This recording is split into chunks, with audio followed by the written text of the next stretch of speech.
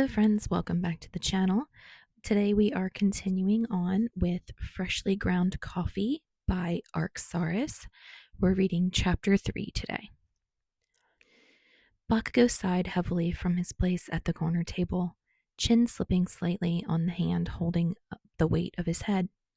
Straightening himself up, he took another sip of lukewarm coffee and cursed when he accidentally sloshed a bit onto the worn pages of his paperback book.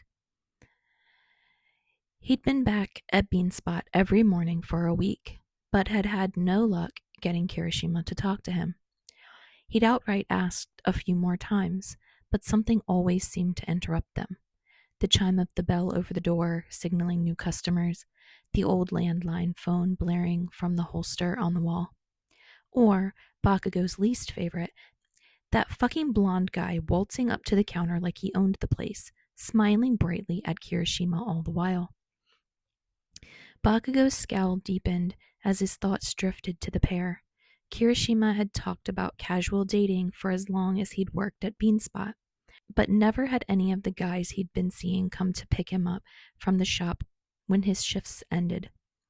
He hoped against hope that was simply because they'd met here and not a reflection of their relative seriousness. Maybe it was selfish because Kirishima probably deserved someone like him. Someone who smiled more than Bakugo, someone who would make him smile in return. All Bakugo had done thus far was make a jealous ass out of himself and expect Kirishima to physically understand the ins and outs of his feelings in exchange for an old hoodie. Bakugo groaned lightly, downing the rest of his cappuccino. In truth, he might have given up and stopped coming by now, accepting his defeat with the little dignity he had left if it weren't for one last ray of hope. Mina. He'd yet to see her again since he ran out on her the other day, when he definitely hadn't started crying, thank you very much. Despite his haste to leave, her words had been replaying in his head ever since, driving him insane any time he'd even a second to think. I've tried to talk some sense into him, but he won't listen to me. What did that mean? Did Mina not like the other guy either? Did she perhaps know something about him that Bakugo didn't? What if he were a liar, a cheater, an asshole? What if Kirishima was setting himself up to get hurt? Or maybe she simply thought he and Bakugo fit better together. That was a possibility, right? Sure, Kirishima was definitely a flirt, but before everything had gone south, Bakugo would have sworn he was just a bit softer with him. A bit softer and a bit more himself than he ever seemed to be with other guys. But then again, what did Bakugo know about dating? Clearly not a lot. Maybe Mina was just trying to convince Kirishima to talk to him and let him down so he'd quit showing up and bringing down the mood of the whole shop by brooding in the corner. Now that he thought about it, that last one seemed like a more realistic possibility than he'd like to admit. Maybe Mina was less of a last ray of hope and more of a means to put him out of his misery. Bakugo muttered a curse as he felt tears stinging his eyes yet again. He blinked them away, grateful for the distraction when the bell over the door chimed. His thanksgiving lasted all of 1 second, however, until an all too familiar head of blonde hair walked through the door.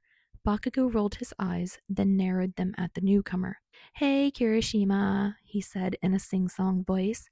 Kirishima's head whipped around from where he was wiping down the espresso machine, his face splitting into a grin. "Hey, how's it going?" he asked. Then he glanced towards Bakugo. Bakugo's heart skipped a beat. "I didn't even realize how late it had gotten," Kirishima remarked. "Give me just a sec." Oh. He had only been looking at the clock on the wall behind Bakugo. Of course. How fucking silly of him to think he'd be looking at him when he'd been avoiding eye contact for a week now. Bakugo watched, stomach twisting, as Kirishima went into the employee area in the back, just as he'd done the other day once he disappeared. Bakugo turned his gaze back to the mystery blonde. The fucker was smiling even as he stood there awkwardly waiting for Kirishima. Bakugo wondered if he was just naturally that happy, or if perhaps dating Kirishima Eijiro would be enough to make anybody smile like an idiot. Although he thought to himself he probably already knew the answer to that question. Kirishima returned from the back room then, apron gone and carrying a gym bag over his shoulder. A guy with wire-rimmed glasses and a neatly styled haircut, who Bakugo knew to be the owner of the place, followed closely behind him, pulling his own apron over his shirt. Bakugo wondered if Mina was on vacation or something. God, he hoped she hadn't fucking quit or something. Now was not the time for her to abandon him. He didn't know if it was for help or for closure or what, but he knew he fucking needed to talk to her. Bakugo watched Kirishima and his date embrace each other in a hug just as they had the other day. They were both wearing workout gear, and if Bakugo weren't in such a bad mood, the sight would have made him laugh. Kirishima Eijiro would be the guy who went on fucking gym dates. How had Bakugo fallen in love with such a fucking idiot? Bakugo's chest loosened a tiny bit as the pair broke apart, and he let out a breath he hadn't realized he'd been holding. Reluctantly, he looked back down at his book and gave a half-hearted attempt at reading. He didn't expect to have much success, but he also didn't want Kirishima to catch him blatantly staring and add, "He's a fucking creep," to his mystery list of reasons he wasn't talking to Bakugo. Likely only because he couldn't hear Kirishima and the blonde over the sound of the owner grinding coffee beans, Bakugo actually managed to make it through a few paragraphs. In his novel, all hell was breaking loose, and yet the two main characters, a brooding fire wizard on the run from the law, and his partner, a bright-eyed dragon shifter, were having a petty argument over practically nothing. Usually, Bakugo hated romantic side plots, but today he couldn't help but shake his head at the fictional duo, wanting to scream at the wizard to stop being a fucking idiot before he ruined everything. He huffed a humorless chuckle and glanced up at Kirishima. Maybe he was projecting, or maybe he was just a romantic fucking sap lately, but he couldn't help but see a bit of the two of them in the two morons in his book. Kirishima and the blonde were talking to the owner, and only then did Bakugo realize the grinding had stopped and he could hear them again. They were all laughing about something. Despite himself, Bakugo's heart swooped at the sight of Kirishima's pretty smile as he tucked a loose strand of hair behind his ear. God, he was in too deep. "It's wonderful that you two have been working out together," the manager was commenting. Bakugo's traitorous brain hopefully supplied that perhaps they were just workout buddies, as if that would fix this fucking train wreck. "He still won't fucking talk to me," Bakugo shot back at himself, then blinked. He was pretty sure he was fucking losing it. In any case, it wasn't hard to imagine them as something more, the way Kirishima squeezed the blonde's shoulder affectionately as he replied that, "Yeah, it's so nice to finally have a proper spotter. Plus, he's so supportive." The blonde grinned. "Speaking of that," he started, leaning behind Kirishima to appraise his backside. Bakugo's eyes widened. "I think those squats have been paying off." Bakugo mashed his teeth together violently as Kirishima beamed and spun his top half around, trying to look down at his butt in the stupid fucking leggings he was wearing. "Shut up, bro," he said, clearly pleased. "It's way too soon to tell." "Nah," said the blonde with a smile. "You look great, Kiri." And as if that weren't fucking enough, the prick lifted a hand and smacked him square on the ass, and Kirishima dissolved into giggles like it was perfectly okay. Bakugo felt his hands heating. He was going to be fucking sick. Like, for real. Like, now. He scrambled out of his chair as fast as he could, leaving the book and his phone and everything else on the table as he turned to rush for the bathroom. However, he barely made it 2 steps before a loud crash just behind him nearly scared him out of his skin. He jerked back around with horror and realized he'd knocked his fucking mug to the ground in his haste to get the fuck out of there, and it had shattered to pieces. "Fuck," he cursed, face flushing red. Well, at least the nausea was suddenly gone. Luckily, there were no other customers in the mid-morning lull, but he could feel the eyes of Kirishima and the other two practically boring holes into him as he sank to his knees and started picking up the pieces. He'd barely gotten started when Kirishima yelled out, "Hey, Takahashi, oh my god, you don't have to do that." And maybe it was because it was the first time in fucking weeks that Kirishima sounded almost like he was actually just fucking talking to him, awkwardness forgotten, but the sound of his voice made Bakugo's whole body jerk as his heart jumped into his throat. He looked up and met Kirishima's concerned eyes with his own wide ones, and distracted as he was, he didn't notice the lick of pain until Kirishima came close and said, "Oh shit, you're bleeding, dude." Slowly registering his words, Bakugo turned his gaze down to his hand and belatedly felt the sharp sting of a cut as he took in the blood staining the pale skin of his palm and the porcelain shard clasped in it. He blinked stupidly. Kirishima fell to his knees beside him. "Hey, it's okay. It's not too bad," he said softly.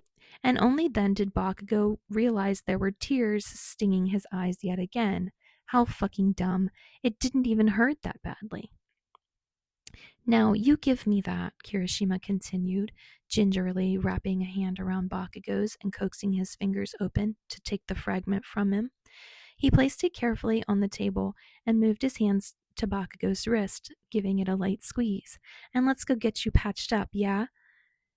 Bakugo looked up to meet his gaze. He felt vulnerable and raw, and somehow the emotional toll of the past weeks was only just making itself known as Kirishima held him gently.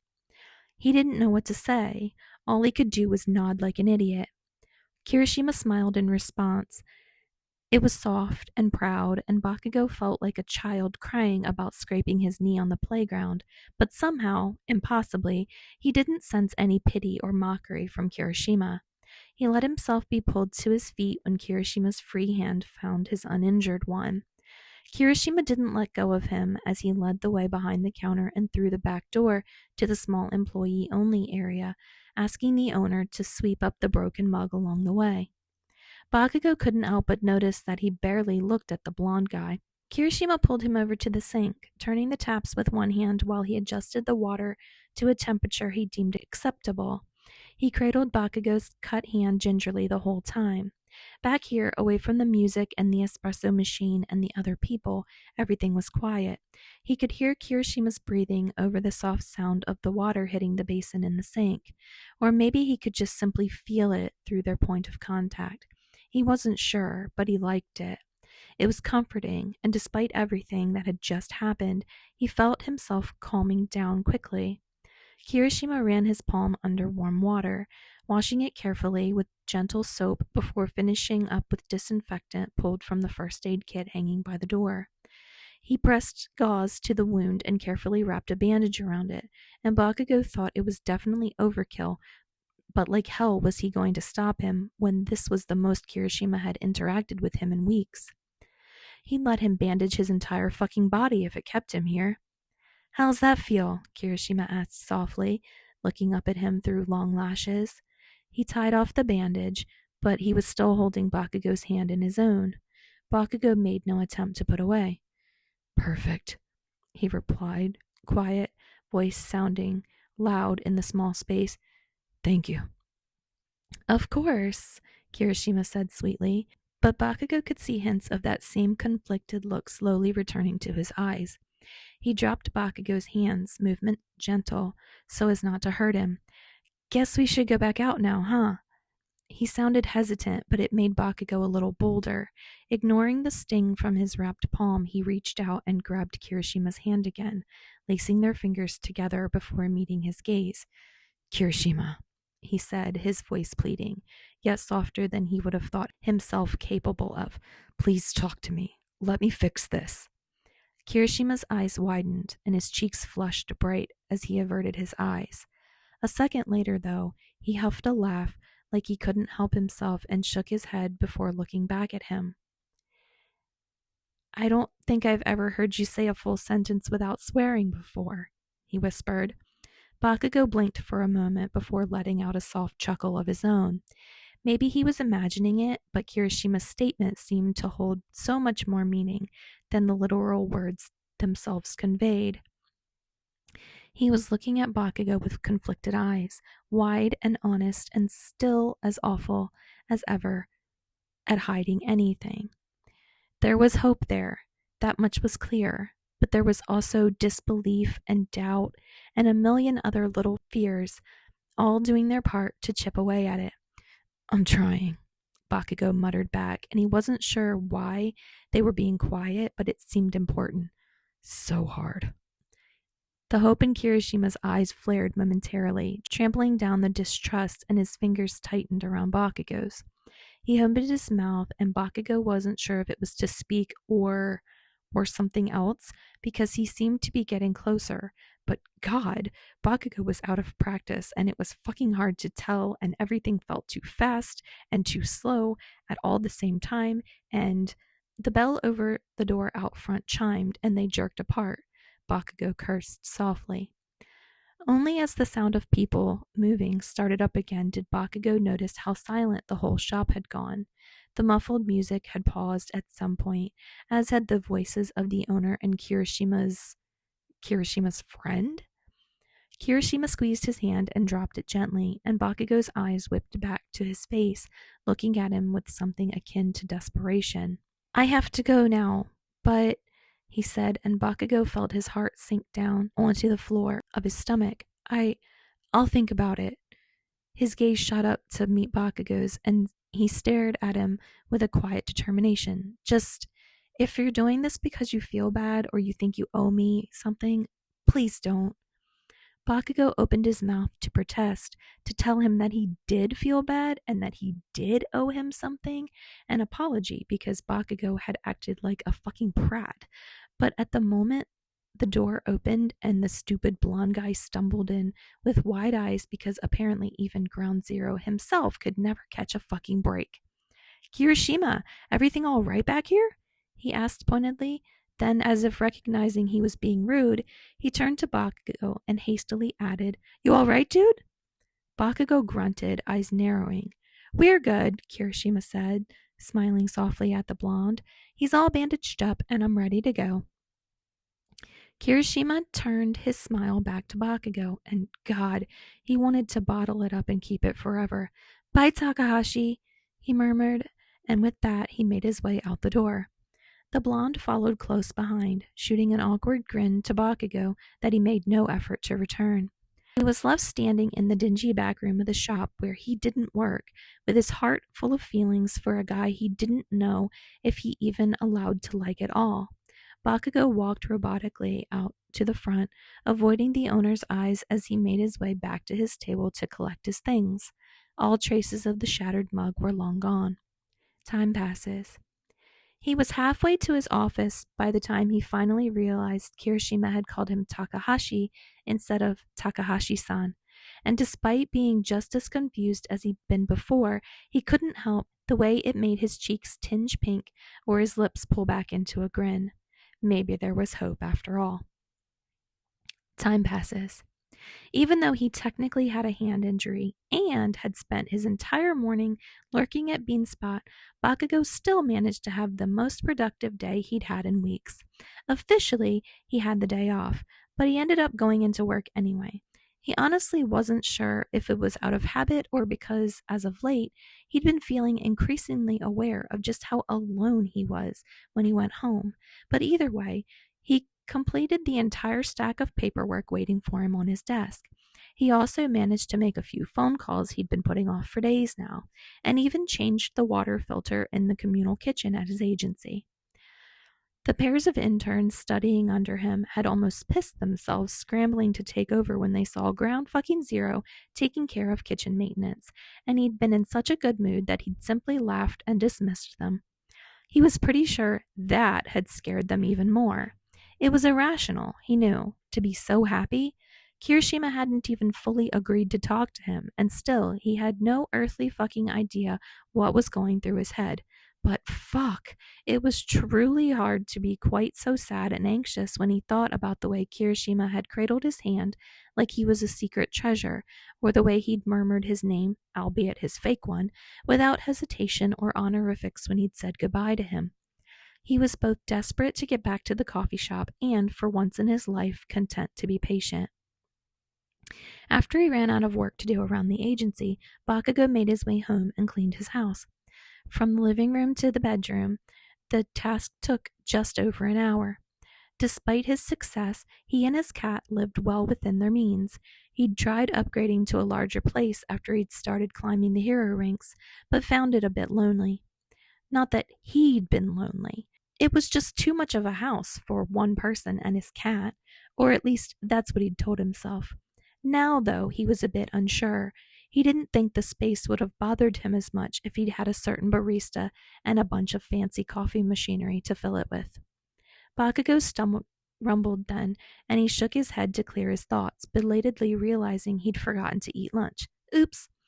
He opened his fridge and frowned at the contents, or rather, the lack thereof. Closing the door with a guilty conscience, he supposed he'd been slacking on eating for more than just today's skipped lunch. With a sigh, he grabbed his reusable bags and headed out the door. Time passes. Bakugo scanned the list he'd put together on his phone and checked the items in the basket. Eggs, beef, tofu, peppers, onions, baby spinach, cayenne pepper. Check, check, check. He was about to start towards the register when he'd realized he was also getting low on rice and had forgotten to write that down. Turning around, he headed to the back, thankful that he'd remembered before he got home, and ran out of the base for a good half of his meals. He was bent over, grabbing a big bag of rice from the bottom shelf when he heard it. Or, rather, heard him. He'd know that laugh anywhere. It was Kirishima's fake one, the self-deprecating one, the one that never quite reached his eyes and meant whatever was being said probably wasn't funny at all. Bakugo quickly flipped the hood of his jacket up over his baseball cap and fumbled uselessly with the items in his basket as Kirishima turned down the aisle. Kirishima made his way past him without seeming to notice him, and Bakugo chanced a glance at his back once he was several feet away.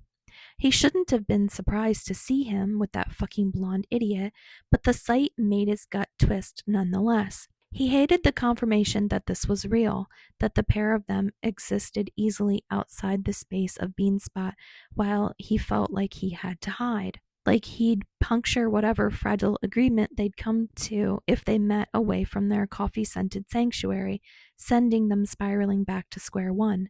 Except then Bakugo noticed something else, and his heart was beating fast for a different reason. His hoodie. Kirishima was wearing his hoodie again. The faded skull on the back stuck out to Bakugo like a white flag, like a peace offering. Nah, Kirishima was saying to the blonde. He's just being nice to me because he feels guilty. It's pity, bro. Nothing real. Bakugo's stomach dropped, and he was straightening up and following a few meters behind them before he knew what he was doing.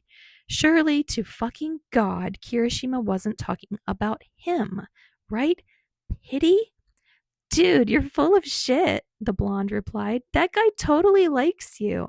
He looks like he wants to kill me every time I walk in. He trailed off like he was muttering to himself more than to Kirishima. Likes me? Kirishima paused in his step and rounded on the blonde, chuckling with an almost hysterical look in his eye. Bakugo quickly made himself very interested in a selection of spices along the shelves. Bro, he was out of my league when he was just Takahashi. Now you're telling me that ground fucking zero wants me? What? Bakugo dropped his bag of rice, cursing under his breath. He scrambled to pick it up while keeping his back turned to the pair. They were silent, obviously watching him, but he could hardly think straight. How fucking long had he known? Kirishima went on, and Bakugo heard them start to walk again. You're living in a fantasy, dude. Ground Zero isn't even gay. Trust me, if he was, I'd know about it. Bakugo bristled. Just because his love life wasn't very active or public or, existent at all, didn't mean Kirishima was allowed to make dumb assumptions. Bakugo belatedly realized this was kind of a weird conversation for Kirishima to be having with his boyfriend. He could maybe read them fighting about him, but the blonde didn't seem angry at all. Despite Kirishima's words, he was smiling knowingly at him. I don't know, the blonde sing-songed, grabbing a giant package of protein powder and throwing it into their cart. You say that, but who does that hoodie belong to, bro? Kirishima flushed instantly, becoming quite interested in the shelves again, and pointedly looking away from him. The blonde continued anyway, still grinning. Part of you believes it too, Kiri. Trust your senpai in life and in gay disasters. Shut up, Kirishima mumbled, still looking at protein powders. I just miss him, okay? Bakugo had to bite down what was sure to be an absolute pathetic noise. He was certain his heart had just broken in two in his chest. God, he never wanted to see Kirishima frown again. Then go for him. I was eavesdropping today when you were in the back, and bro, he likes you. You're lucky I was there to stop you when you nearly fucked it up, too. Accusing him of pitying? The blonde trailed off as his phone pinged, and he switched the basket to the other hand as he checked his messages. Oh, Tamaki got off early, he exclaimed, sounding happy. He offered the basket to Kirishima with a sheepish look. Would you mind finishing and texting me my half of the bill? I want to get back to the coffee shop as fast as possible. Kirishima took the shopping basket with a grin, genuine this time. Of course. Tell your boyfriend hi from his kohai, he said teasingly. Boyfriend? The guy beamed, nodding as he turned and jogged away from him. Bye, Kiri, he yelled over his shoulder. Bye, Miri, bro, Kirishima called back. His smile lingered for a minute. Then, with a wistful sigh, he turned back to the shelves and placed another huge jar of protein powder into their basket. Bakugo backed away, leaving from the other side of the aisle. He placed his own basket down on the ground, silently sending an apology to whoever would have to deal with putting his shit back, hoping his hero karma would take care of him as he made his way quickly and quietly out of the store. He had about as many new questions as he had answers, but he ran into the parking lot with a wild grin anyway. Kirishima knew he was ground zero. Kirishima and that fucking guy weren't dating. Kirishima still wore his hoodie when he wasn't around. Kirishima missed him. If Bakugo jumped into the air with a loud whoop and a single fist pump, that was his own business. There weren't that many people in the parking lot anyway. All right, friends, thank you so much. I hope you really enjoyed chapter 3. I know I do. I love this one. And we have one more left. So I hope that you'll come back and join us for that last piece. All right, I'll see you guys next time.